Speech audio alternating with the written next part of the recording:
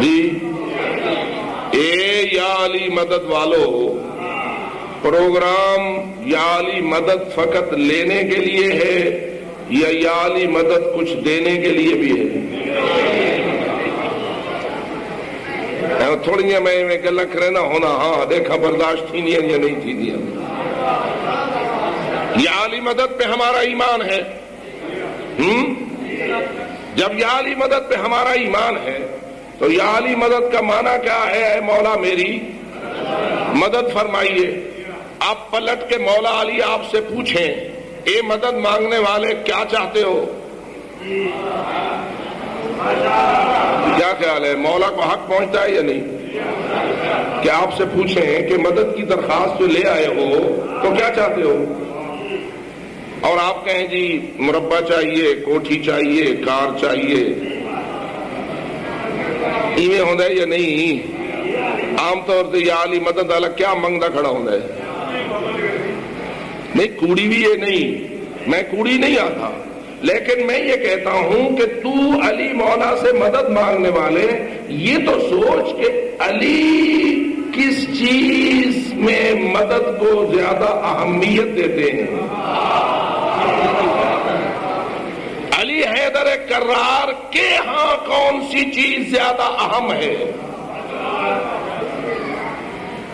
کیا خیال ہے؟ علی کے نزدیک یہ جائیدادیں، جاگیریں، سونا چاندی، عہدے، منصب، کرسیاں، ان کی اہمیت زیادہ ہے؟ سوچ لو، شیعہ کہلانے کا مطلب فقط یہ نہیں ہے کہ علی کے فضائل سنے، نعرہ حیدری مار دیا اور یہ نہ سمجھا کہ علی ہم سے کیا مطالبہ رکھتے ہیں۔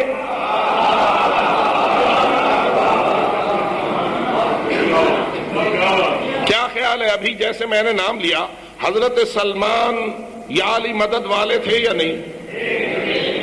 حضرت ابو ذر، حضرت عمار ابن یاسر، حضرت مقداد ابن اسود، حضرت میثم تمار، یہ بہت سارے نام ہیں، میں نے چلو 4-5 نام آپ کے سامنے لے لیے اپنے اس کلاس سے، شیعہ کے سب سے پہلی کلاس کے افضل شاگردوں کے۔ یہی ہستیاں ہیں نا کہ جو ہمارے عقیدے اور ایمان کے حوالے سے علی کے پہلے نمبر کے محب ہیں۔ ایسا ہے یا نہیں؟ تجھے سمجھ آئے یا نہ آئے ذرا مجھے بتا۔ حضرت ابو ذر، فقط انہی کا تھوڑا سا تذکرہ کر دیتا ہوں۔ حضرت ابو ذر غفاری نے اپنے زمانے کے حکمرانوں کے خلاف ایک تحریک چلائی۔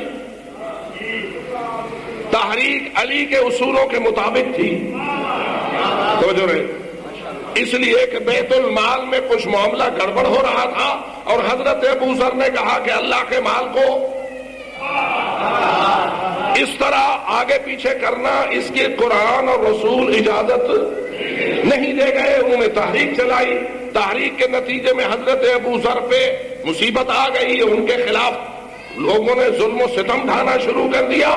بالآخر پہلے انہیں مدینہ سے شام بھیج دیا گیا، شام گئے تو حالات اور زیادہ خراب نظر آئے، ان کی زبان میں اور زیادہ سخت روی شروع ہو گئی۔ شام والے نے مدینے والے کو لکھا، اپنے گلوں کڈے میرے گل واپس بلا۔ حضرت ابو ذر کو واپس بلا لیا گیا۔ مدینے والے نے آخر فیصلہ کیا، ابو ذر تو باز نہیں آتا، لہذا تجھے تیرے سب سے زیادہ ناپسندیدہ صحرا ربضہ کی طرف بدر کیا جاتا ہے، اور اعلان ہو گیا مدینے کی گلیوں کے اندر کہ کل ابو ذر غفاری ربضہ کی طرف ملک بدر ہو رہا ہے، اور کسی مدینے والے کو ہم اجازت نہیں دیتے کہ وہ ابو ذر کو الوداع کہنے کی جرأت کرے۔ توجہ ہو گئی؟ اب دوسرے دن صبح ابو ذر نے اس صحرائے ربضہ کی طرف جانا تھا، کوئی نہیں نکل رہا تھا ابو ذر کو الوداع کہنے کے لیے، لیکن نہج البلاغہ جس کا نام پہلے میں نے آپ کے سامنے لیا، جو ہماری نگاہ میں کتابوں کے بھی امام کتاب ہے، قرآن اور رسول کی احادیث کی کتاب کے بعد سب سے اہم مقام نہج البلاغہ کلام علی امیر المومنین کی حیثیت حاصل رکھتا ہے۔ اسی نہج البلاغہ میں یہ گواہی موجود ہے کہ دوسرے دن ابو ذر ابھی ربضہ کے راستے پہ نہ آئے تھے کہ علی حیدر کرار بمائے حسنین شریفین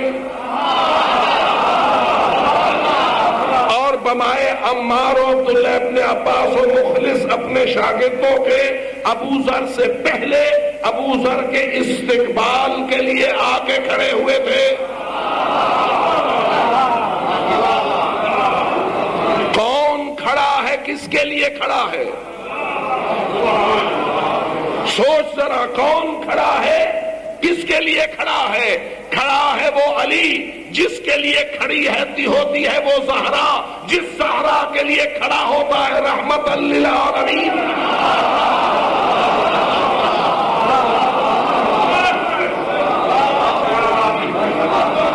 کوئی یہ دھوکہ نہ کھائے کہ اگر علی کھڑے ہو گئے ابو ذر کے لیے تو ابو ذر علی سے افضل ہو گیا۔ نہیں، رسول زہرا کے لیے کھڑے ہوتے تھے، افضل پھر بھی رسول ہوتے تھے، لیکن افضل ہونے کے ناطے سے کھڑا ہو کے امت کو بتاتے تھے جب میں افضل زہرا کے لیے کھڑا ہوتا ہوں تو ذرا سمجھو تو صحیح کہ زہرا کی منزلت کیا ہے۔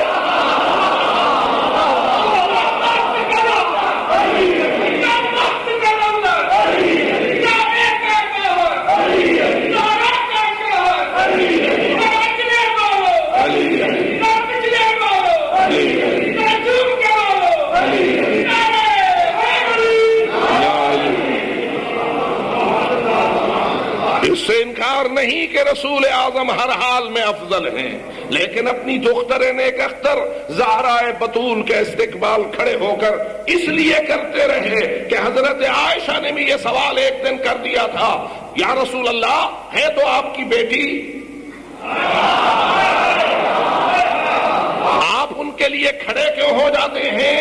تو سید الانبیاء کا بڑا عجیب جواب تھا اور سادہ سا جواب تھا۔ فرماتے ہیں اے عائشہ میں ویسے تو نہیں کھڑا ہوتا، اس کا حکم ہوتا ہے تو کھڑا ہو جاتا ہوں۔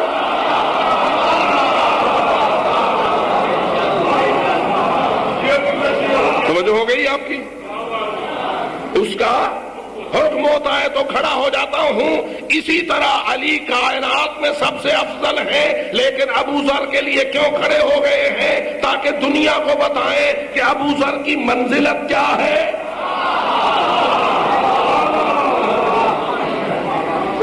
تو ابو ذر ہے یا علی مدد والے یا نہیں؟ لیکن مجھے یا علی مدد والے آج کل کے دور کے بتائیں، ابو ذر کو یا علی مدد کے جواب میں کتنے مربع ملے؟ سارا کچھ، یعنی کتنے مربع، کتنے سونے دیا کانا؟ تو معلوم ہوا اے یا علی مدد والے فقط علی کے دروازے پر خزانوں اور جائیدادوں کے لیے آنا اس میں اپنا فخر نہ سمجھ، آنا ہے تو اس مقصد کے لیے آؤ کہ ملائکہ بھی تجھے سلام کرتے ہوئے نہیں۔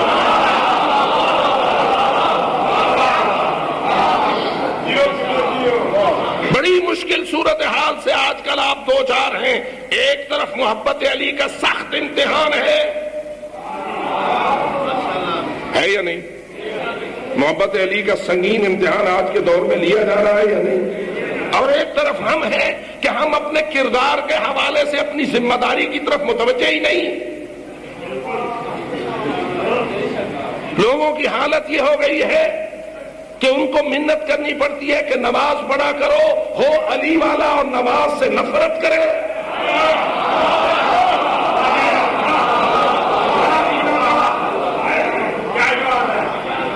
میرے خیال میں کچھ لوگ ناراض نہ ہو جائیں، اگر ہو بھی جائیں تو مجھے پرواہ نہیں کرنا چاہیے، اس لیے کہ میں تو دیکھ رہا ہوں علی تو علی کا ادنا سا شاگرد بھی مستحب نوافل بھی نہیں چھوڑتا۔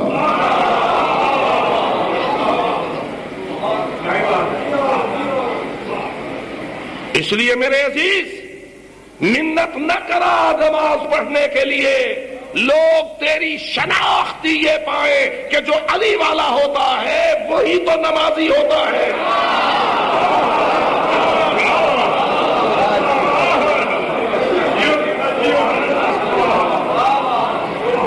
سچی محبت وہ ہے کہ جو علی کے کردار سے محبت ہو. علی سخی تھے یا نہیں؟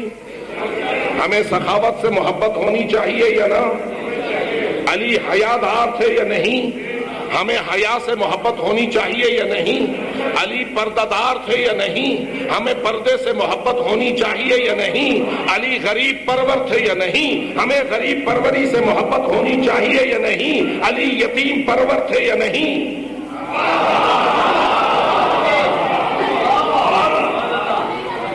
وہ کون سا شیعہ ہے جو اپنے یتیم بھتیجے کی جائیدادیں چھین کر اس کی کمائی سے کرائے مجلس اور یہ خیال کرے کہ مجھ پہ علی راضی ہے؟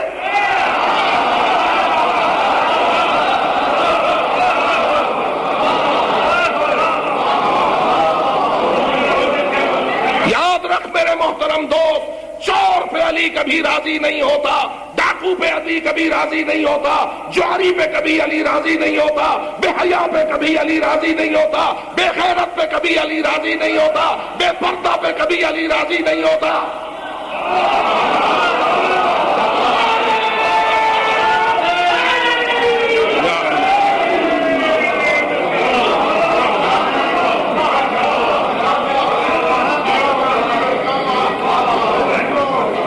یاد رکھ علی علی کر، لیکن فقط تیری زبان علی علی نہ کرے، تیری آنکھ بھی علی علی کرے، تیرا کان بھی علی کرے، تیرا ہاتھ بھی علی علی کرے.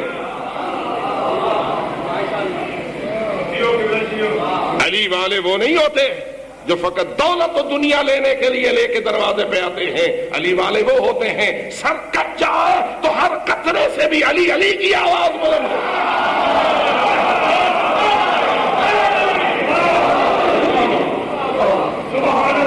یہی وہ چیز ہے جو ہمیں کربلا نے دی ہے، یہی وہ چیز ہے جو ہمیں کربلا نے دی ہے. بس دو جملے تشریف لائے ہیں میرے بات پڑھنے والے، فقط دو جملے عرض کرتا ہوں. کیا تیرا اور میرا ایمان ہے یا نہیں کہ شب عاشور جب چراغ بجھ گیا تھا، امام نے خود چراغ بجھا دیا تھا اور اندھیرے میں اپنے جانثاروں کو آزمایا تھا، یہ کہہ کر کہ جس کو زندگی پیاری ہے جانا چاہتا ہے تو چلا جائے، اندھیرا ہو گیا ہے، میں نہیں چاہتا کہ کوئی شرمندہ ہو. لیکن میں لاکھوں مرتبہ قربان جاؤں ان ہستیوں پر جن میں سے سب سے پہلے ابو الفضل العباس تھے. اٹھ کھڑے ہوئے اور کہنے لگے یا ابن رسول اللہ، کیا اس لیے چلا جاؤں میں زندہ رہوں آپ مارے جائیں؟ مجھے اس زندگی کی کوئی ضرورت نہیں جو آپ کی شہادت کے بعد مجھے میسر ہو. تجھ میں لاکھوں سلام اے ام البنین کے چاند، آج تیرا نشان اس لیے علمدار اور عزاداری کا نشان ہے کہ تو نے اپنی جان کو حسین پر قربان کرنے کا عہد پورا کیا. کہا یا ابن رسول اللہ، کیا اس لیے میں چلا جاؤں کہ میں زندہ رہوں آپ مارے جائیں؟ ایسا نہیں ہو سکتا. جینا ہے تو آپ کے قدموں میں، مرنا ہے تو آپ کے قدموں میں. عزاداروں، یہ وفا کا دروازہ تھا جو ابو الفضل العباس نے کھولا. اس کے بعد ایک کے بعد دوسرا اپنی وفا شیاری کا اظہار کرنے لگا. کوئی کہنے لگا مولا اگر 70 مرتبہ مجھے زندگی اللہ دے اور ہر مرتبہ آپ پہ قربان ہونا پڑے، قربان پہ قربان تو ہوتا رہوں گا، لیکن آپ کو چھوڑ کے جانا گوارا نہ کروں گا. تیسرے نے کہا 1000 مرتبہ زندگی دے، 1000 مرتبہ قربان پہ قربان تو ہوتا رہوں گا، لیکن آپ کو چھوڑ کے جانا گوارا نہ کروں گا. بالآخر یہ محفل شب عاشور تمام ہوئی. امام سجاد فرماتے ہیں پھر کیا ہوا؟ امام خیمے سے نکلے، سارے جانثار نکلے، باہر آئے، امام حسین زیر آسمان کھڑے ہو گئے، ایک ایک کا نام لے کے بلانا شروع کیا. قریب آتا تھا ہر شخص اور امام اپنی انگشت کے اشارے سے کہتے تھے جنت میں اپنا محل دیکھ لو. حبیب نے دیکھ لیا، مسلم نے دیکھ لیا، زہیر نے دیکھ لیا، ہر ایک نے اپنا اپنا جنت کا محل دیکھ لیا، عین الیقین کی منزل تک پہنچ گئے۔ فقط اب جنتی ہونے کا یقین نہیں بلکہ جنت کو اپنی آنکھوں سے دیکھ لیا۔ اب میں آپ سے پوچھتا ہوں، جنہوں نے اپنی اپنی جنت کو اپنے اپنے آنکھوں سے دیکھ لیا، کیا انہوں نے نماز چھوڑ دی؟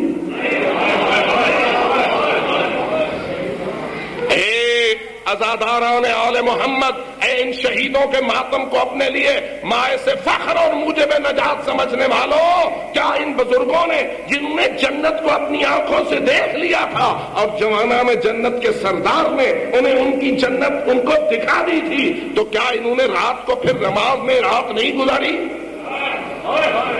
صبح جب ہوئی اور آذان نماز فجر دی گئی، جیسا کہ مشہور ہے کہ حضرت علی اکبر نے آذان دی، تو فقط آذان تھی یا نماز بھی ہوئی؟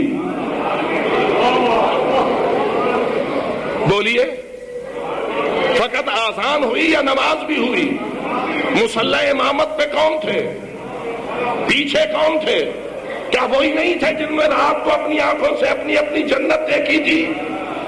اور میں حیران ہوتا ہوں، روز عاشور جب فجر عاشور ہوتی ہے تو آذان علی اکبر کی مجلس منعقد ہوتی ہے، اور مجلس عزاداری میں رونے والے آذان علی اکبر کی عزاداری پہ آ کے آنسو بہاتے ہیں۔ لیکن میری آپ سے ایک للہ اپیل ہے، مجھے اتنا بتائیے، آذان کے بعد اتنے ہی لوگ نماز میں بھی ہوتے ہیں جتنے مجلس میں ہوتے ہیں؟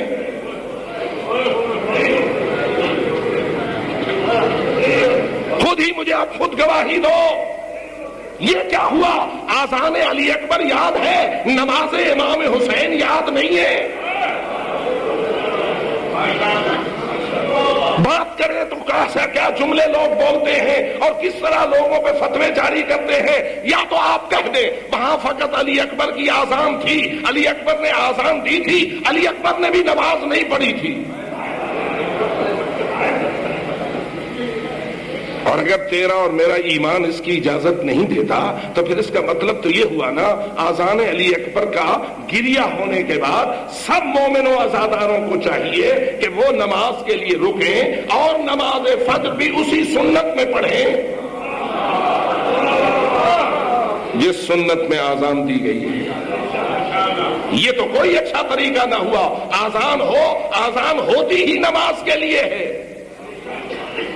آذان کے بعد نماز نہ ہو تو اس آذان کی تو وہ شان ہی نہیں رہتی ہے کہ جس کے بعد نماز نہ ہو۔ اور یہی وجہ ہے وہاں بھی نماز تھی، یہ تو وہ نمازی تھے جن نے رات کو اپنی آنکھوں سے جنت دیکھی تھی، لیکن پھر جب عاشور کا سورج ڈھلا تو کیا خیال ہے، جو ساتھی بچے ہوئے تھے، بہت سارے تو شہید ہو گئے تھے، کچھ امام کے جانثار بچے ہوئے تھے۔ میں آپ سے پوچھتا ہوں، نماز ظہر کو آیا اس وقت بھی نماز باجماعت عاشور کے میدان میں ہوئی یا نہ ہوئی؟ جی ہوئی۔ کیسے ہوئی؟ وہ نماز کیسی ہوئی؟ آرام سے ہوئی یا تیروں کی برسات میں ہوئی؟ آرام سے ہوئی یا تیروں کی برسات میں ہوئی؟ مولا نے چاہا تھا کہ ظالم جنگ کو بند کر دے تاکہ ہم نماز پڑھ لیں، ان خبیثوں نے، ان شمروں نے جنگ کو بند نہ کیا۔ جب انہوں نے جنگ بند نہ کی، وقفہ امام نماز کے لیے چاہتے تھے، ملعونوں نے وقفہ کرنے سے انکار کر دیا۔ لیکن ذرا دیکھ تو صحیح، امام نے ان کے وقفہ نہ دینے کے باوجود بھی نماز پڑھائی یا نہ پڑھائی؟ مجھے نہیں سمجھ آتی، امام تو شہادتوں کے اندر نماز قائم کرتے ہیں اور تو فقط مجلس کے اندر نماز قائم کرنے سے روکتا ہے، اور پھر کہتا ہے کہ تو حسینی ہے۔ امام تو تیرا وہ ہے کہ جب انہوں نے اپنی جنگ کا وقفہ نہ کیا، امام مصلی عبادت پہ آ گئے، بچے کچھ مجاہد پیچھے کھڑے ہو گئے، لیکن چونکہ انہوں نے تیروں کی برسات کرنا تھی، امام نے اپنے 2 مجاہدوں کو محافظ کے طور پر معین کر دیا۔ محافظ آگے کھڑے ہو گئے، ادھر سے نماز شروع ہوئی، ادھر سے تیر شروع ہوئے، ادھر سے نماز شروع ہوئی، ادھر سے تیر شروع ہوئے۔ اب تو کی طرف مجاہد اپنے سینے پہ لے رہا ہے، نشانے بنانے والا زہرا کے لال کو نشانہ بنا رہا ہے، اور مجاہد بڑھ کر کوئی بازو پہ لے رہا ہے، کوئی سینے پہ لے رہا ہے، اور بالآخر تیروں پہ تیر کھاتے رہے۔ مولا اور مولا والوں کی نماز چلتی رہی، نتیجہ کیا نکلا؟ ادھر سے نماز سلام کو پہنچی، ادھر سے سعید ابن عبداللہ حنفی کے بدن میں 13 تیر پیوست ہوئے۔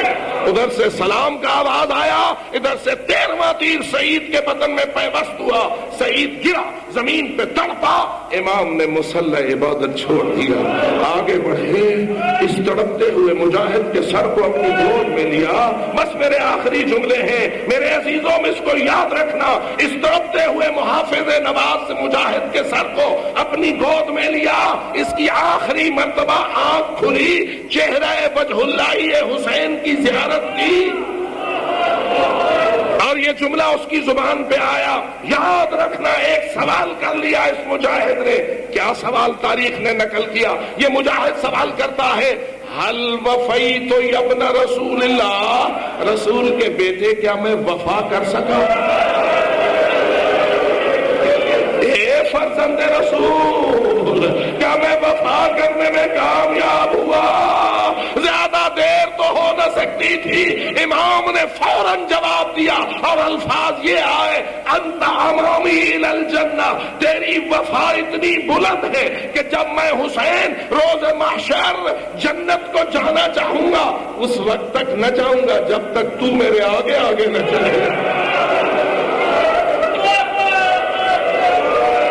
جب تک تو میرے آگے آگے نہ چلے گا۔ اور میرے عزیزو، اب اس سے بڑھ کر میں تجھے نماز کے لیے کیسے مثال دوں؟ اور اگر نہ سمجھ آئے تو بس آخری جملہ سن لے، یہ تو زوال عاشور کی نماز تھی۔ مجھے بتا، عاشور کا سورج غروب بھی ہوا یا نہ ہوا؟ عاشور کا سورج غروب ہوا یا نہ ہوا؟ اور جب ہوا تو شریعت محمدی میں غروب کے بعد بھی کوئی نماز کا ٹائم شروع ہو جاتا ہے یا نہیں؟ آپ کہیں گے ہاں، نماز مغرب و عشاء کا ٹائم شروع ہوتا ہے۔ بس ہاں، مجھے بتا، جب سورج غروب ہوا، الا قتل الحسین بکربلا، الا ذبح الحسین بکربلا، لاشوں پہ گھوڑے دوڑ گئے تھے، شمر سر اٹھا کے لے گیا تھا، اور خیمے جل گئے تھے، چادریں چھن گئی تھی، زیور لٹ گئے تھے، بچے بکھر گئے تھے، بیویاں اس مصیبت میں تھی کہ جس کی مثال نہیں شام غریباں۔ لیکن مجھے اتنا بتاؤ بیویوں اور مومنوں، کیا زہرا جائیوں نے نماز پڑھی ہوگی یا نہ پڑھی ہوگی؟ زینب کبریٰ نے نماز پڑھی ہوگی یا نہ پڑھی ہوگی؟ پانی لانے والا کوئی نہ تھا، عباس نہر فرات کے کنارے بازو کٹا کے سو گیا تھا، کوئی پانی نہ تھا، لیکن کیا ہوا؟ بیویوں نے خاک کربلا پہ کیا تیمم، اور لاشوں کے درمیان کہیں حسین، کہیں علی اکبر، کہیں قاسم، کہیں اولا محمد، کہیں علی اصغر، کہیں عباس، اور درمیان میں کھڑی ہے علی کی بیٹی، درمیان میں کھڑی ہے زہرا جائی، اور پڑھ رہی ہے نماز۔ کیا کہہ رہی ہے؟ اللہ اکبر، بسم اللہ الرحمن الرحیم، الحمدللہ رب العالمین۔ بس مجھے اتنا بتاؤ، ٹھنڈا پانی پی کے الحمدللہ پڑھنا اور ہے، اچھا کھانا کھا کے الحمدللہ پڑھنا اور ہے، بہترین محلات میں سو کے الحمدللہ پڑھنا اور ہے، اپنے پیارے بیٹوں کو سینے سے لگا کے ان کے چہرے پہ بوسے دے کے الحمدللہ کہنا اور ہے، علی اکبر مرا کے، علی اصغر ذبح کرا کے حسین کی لاش پہ گھوڑے دوڑ جائے اور بیوی کہے الحمدللہ رب العالمین۔ اس سے بڑھ کر میرے پاس نماز کے لیے اور کوئی مثال نہیں ہے۔ آؤ اے عزادارو اور حسینیو، اللہ ہم سب کو سچا محب آل محمد اور نمازی اور ان کا سچا تابعدار رہنے کی توفیق عطا فرمائے۔ الا لعنت اللہ علی القوم الظالمین۔